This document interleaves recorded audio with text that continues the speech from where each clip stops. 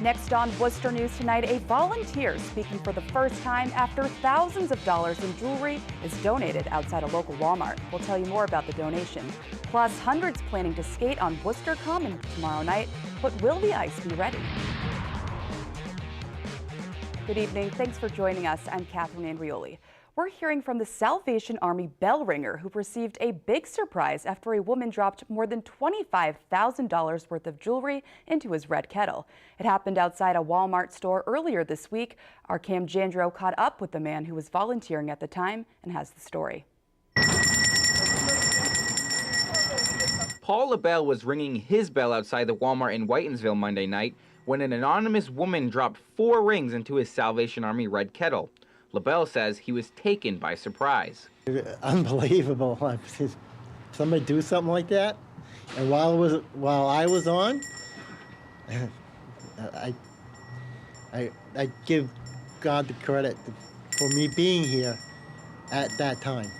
The woman asked if she could take the cap off of the kettle, and when she was told no, she dropped each ring inside. Last week, the same thing happened in Waltham, and LaBelle says donations are always great to see, regardless of size. It's awesome to see people giving out of their hearts to help other people. Some people think that just, a couple pennies doesn't add up to anything, but after a while, it does add up things. The Salvation Army says the jewelry was appraised at an auction and raised nearly $27,000 for the Red Kettle campaign. Cam Jandro, Worcester News Tonight. The city of Worcester will kick off the holiday season tomorrow night during the Festival of Lights. Many will lace up their ice skates on Worcester Common, and the city tells us if it weren't for crews working on the rink, the ice may not have been ready. As you can see here, the ice has melted on parts of the rink.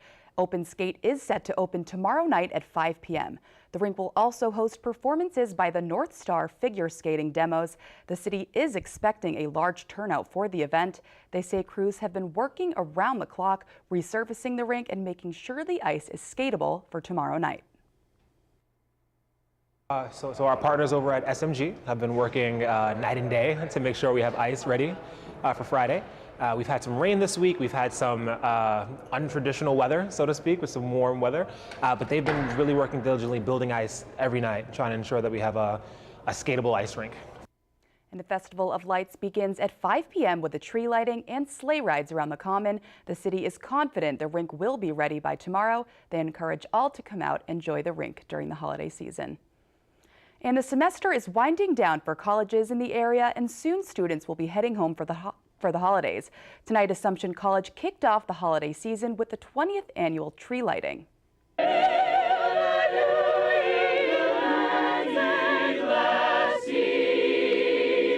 Students and faculty enjoyed caroling, hot chocolate, and a prayer as part of the festivities. Hundreds gathered to see the newly lit tree on campus. Students say the annual tradition is a great way to bring the community together at Assumption College. It's one of the big events that we love to bring the community together for. It's a good point of the semester for the students. It's the end of the year. It's the first day of December, so everyone's already in the holiday spirit. Traditions are special here at Assumption, and this is one of our favorite ones. President Catherine Wood Brooks says the tree lighting gives students a break from the stress of final exams and a chance to enjoy the holiday season on campus before heading home. A Worcester man is being held on $50,000 bail. Police say he was running a heroin distribution network. The Worcester District Attorney's Office says 21-year-old Rainey Estrella was arraigned Wednesday on multiple drug and firearm charges.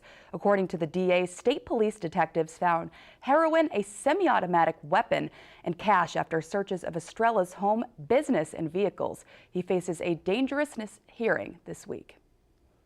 And a Worcester man is speaking out about the HIV/AIDS epidemic. Today is World AIDS Day, and one local organization is hoping to promote awareness on the epidemic. Our Olivia Lemon spoke with the Worcester man at the organization and has more. At AIDS Project Worcester, getting to zero is their new goal. Zero new diagnosis, zero stigma, zero discrimination. The statewide initiative is looking to end the HIV/AIDS epidemic. Yeah, that way. Lamar Brown works at AIDS Project Worcester. Their mission for him is personal. I have members of my friend, my family and so forth who have been affected by HIV and AIDS, and I've lost people to HIV and AIDS as well. Brown says advances in medicine and treatment have made it easier for people to live with HIV. He says although there is no cure right now, AIDS Project Worcester will help people who are living with or are at risk of getting HIV. We meet you where you're at and foster your goals and ideas and help you to get to that stage where you're comfortable with your status and you can go out and still pursue all your goals and live a full and healthy life. What's going on is people haven't had the same share of benefit from the new kinds of treatment and prevention services that we have available. Christopher Brennan worked to create the Getting to Zero campaign. He's part of the AIDS Action Coalition.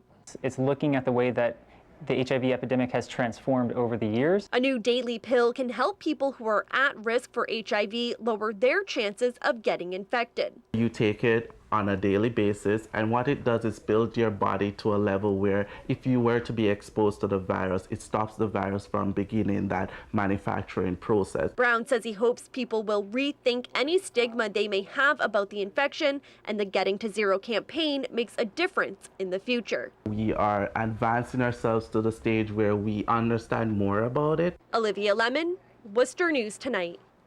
Worcester County Sheriff Lou Evangelitis spent the day at local charities and handed out winter coats during the sheriff's annual coat drive. The coat drive provides new and gently used winter coats to families in need. The sheriff says this year's event was a huge success, collecting 3,500 coats. One of the stops today was St. Anne's Human Services in Shrewsbury. Evangelitis says after 6 years of doing the coat drive, he's overwhelmed by the amount of support and kindness from the community.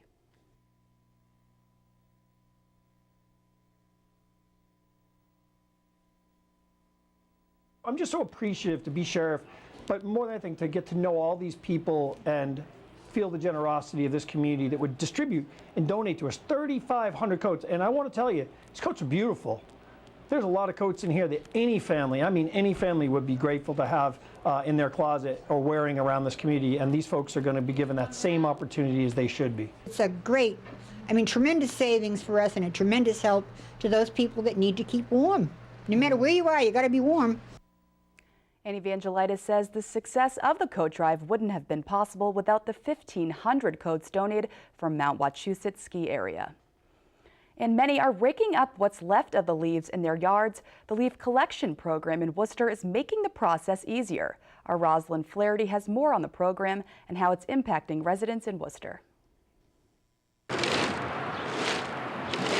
Sue O'Brien is getting the last of her leaves out of her yard and onto the street before the Worcester DPW picks them up. Some of the leaves had already blown back in my yard, so I wanted to make it a little cleaner. She, like many residents in Worcester, are taking advantage of the fall leaf collection program. Opportunity for people that don't have a vehicle or they can't get down to the facilities, and they can just put them out in the gutters and the guys come and pick them up. DPW Commissioner Paul Musi says the program starts the first week of November and runs for about 5 weeks. It takes virtually our entire street department. They work 10 hours a day, 6 days a week for 5 weeks to get this done.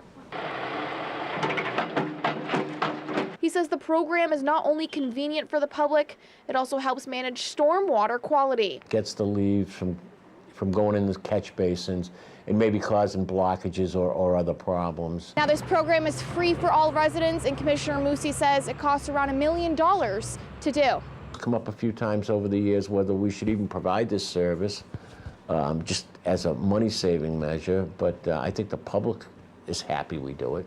The city clears leaves from more than 800 miles of city curbs and collects millions of pounds of leaves each year. John McDermott says a big perk is he can get fresh compost from the leaves in the spring. We're glad to have it. Makes things easy on the residents. Can pull all our leaves out in the gutters and they come and clean them right up, and we don't have to transport them. Rosalind Flaherty, Worcester News Tonight. State Treasurer Deborah Goldberg hosted a panel with students at Clark University. Student debt and financial literacy were among the topics discussed. Goldberg discussed policies and measures to help students understand the rising costs of higher education. Goldberg wanted to host an open discussion to educate college students on how to make important financial decisions. She says many students don't learn how to manage their money and emphasized the importance of saving as early as possible. and also the rising cost of education, and it keeps getting higher.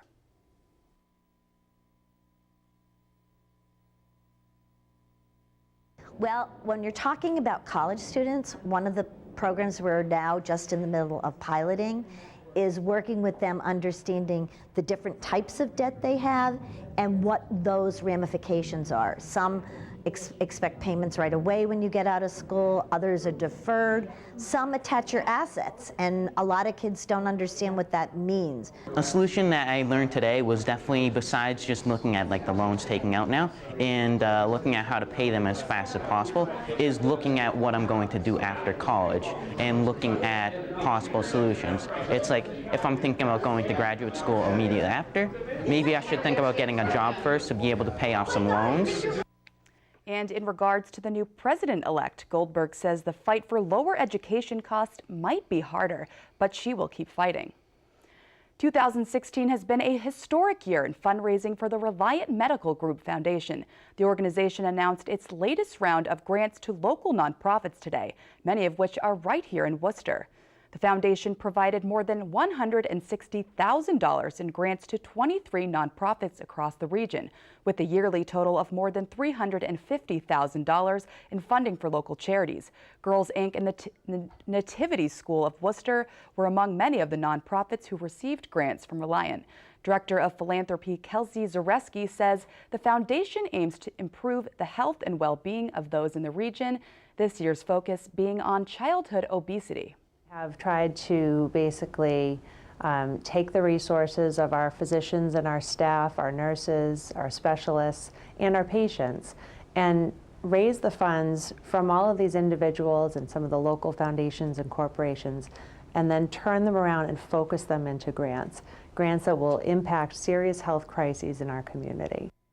And Reliant Medical Group is a nonprofit organization. The foundation plans to focus on the issues of behavioral health and substance abuse by raising support for local programs in 2016.